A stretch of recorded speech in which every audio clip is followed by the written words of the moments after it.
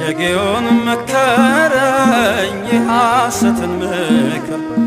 ያሳየኝ ፈልጎ የሙሴን መቃብር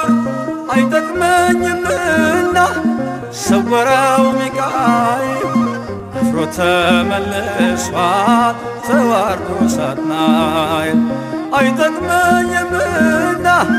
ሰወረው ሚካኤል አፍሮ ተመልሷል ተዋርዶ ሳጥናኤል